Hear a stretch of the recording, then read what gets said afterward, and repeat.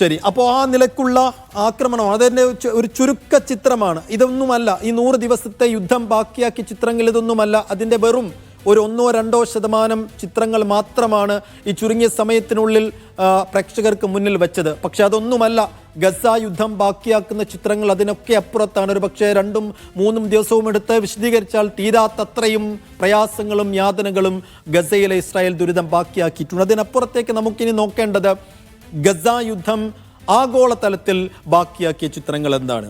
ഈ യുദ്ധത്തെ ആഗോള സമൂഹം എങ്ങനെയാണ് നോക്കിക്കണ്ടത്?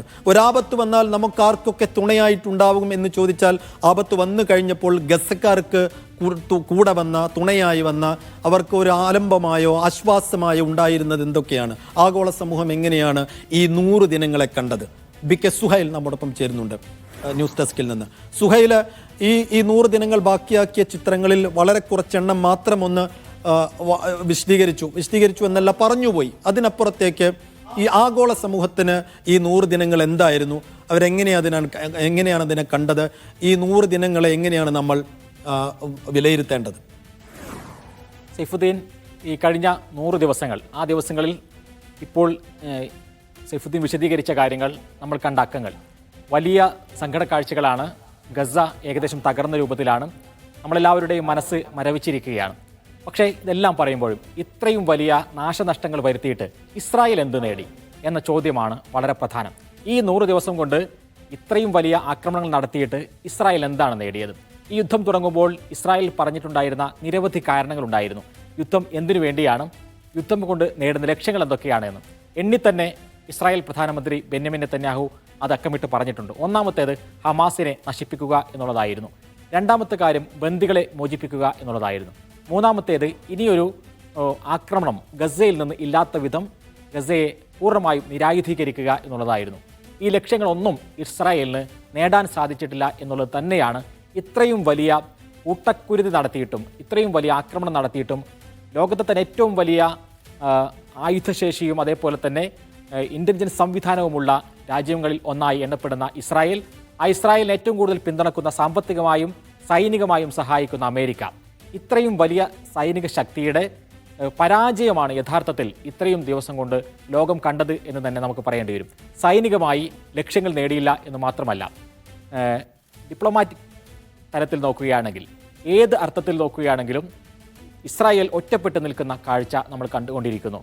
ഇസ്രായേൽ പറയുന്നത് നുണയാണ് എന്ന് ലോകത്തെ, പ്രത്യേകിച്ചും യുവതലമുറയിലെ വലിയൊരു വിഭാഗം, 35 വയസ്സിന് താഴെയുള്ള ആളുകൾ, അമേരിക്കയിലെയും യൂറോപ്പിലെയും 35 വയസ്സിന് താഴെയുള്ള ആളുകളിലെ വലിയൊരു വിഭാഗം ആളുകളും ഇസ്രായേൽ പറയുന്നത് നുണയാണ് എന്ന് ഈ ഒരു 100 ദിവസം കൊണ്ട് മനസ്സിലാക്കിയിരിക്കുന്നു എന്നത് തന്നെയാണ് ഏറ്റവും ശ്രദ്ധേയമായ കാര്യം.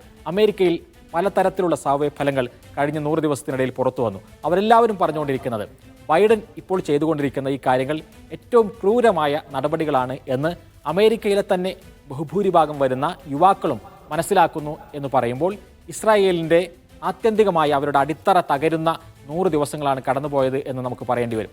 അതേപോലെ തന്നെ UN സെക്യൂരിറ്റി കൗൺസിലിൽ അമേരിക്കയുടെ വീറ്റോ പവർ ഉണ്ടായതുകൊണ്ട് മാത്രമാണ് ഇസ്രായേൽ ഇത്രയും ദിവസം നിലനിന്നത്.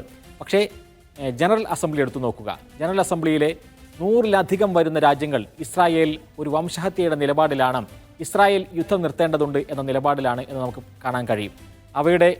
അവർക്ക് ഒരു പക്ഷേ വീറ്റോ പവർ ഉണ്ടായില്ല. പക്ഷേ ലോകത്തെ ബഹുഭൂരിഭാഗം വരുന്ന ജനങ്ങൾ ഇസ്രായേൽ ചെയ്തുകൊണ്ടിരിക്കുന്നത്, ഇത്രയും കഴിഞ്ഞ 76 വർഷമായി ഇസ്രായേൽ ചെയ്തുകൊണ്ടിരിക്കുന്നത് ഏറ്റവും വലിയ വംശഹത്യാ നിലപാടാണ് എന്നതിലേക്ക് കാര്യങ്ങൾ എത്തുന്നത്. അതിൻ്റെ ഏറ്റവും ഒടുവിലത്തെ ഉദാഹരണം ഇപ്പോൾ അന്താരാഷ്ട്ര നീതിന്യായ കോടതിയിൽ, ഹേഗിലെ അന്താരാഷ്ട്ര നീതിന്യായ കോടതിയിൽ ദക്ഷിണാഫ്രിക്ക കൊടുത്തിട്ടുള്ള കേസ്, ആ കേസ് പരിഗണിക്കുന്നു. കഴിഞ്ഞ 2 ദിവസങ്ങളിലായി അതിൻ്റെ വാദം കേൾക്കൽ നമ്മൾ കേട്ടു.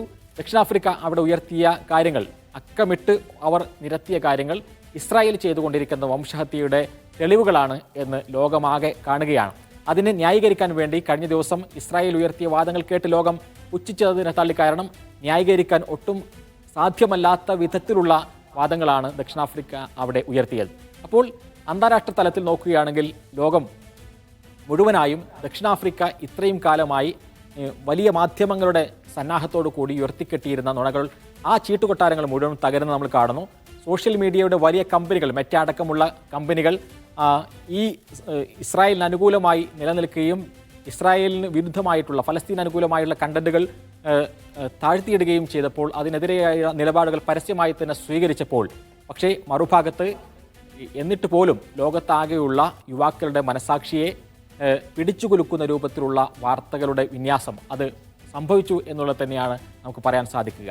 എന്ന് മാത്രമല്ല ലോകമാധ്യമങ്ങൾക്ക് പഴയ പോലെ അവരുടെ ന്യായങ്ങൾ ഉന്നയിക്കാൻ സാധിക്കാത്ത രൂപത്തിലേക്ക് കാര്യങ്ങൾ പോയി. പശ്ചിമേഷ്യ ആകെ മാറി എന്നുള്ളതാണ് മറ്റൊരു ശ്രദ്ധേയമായ കാര്യം.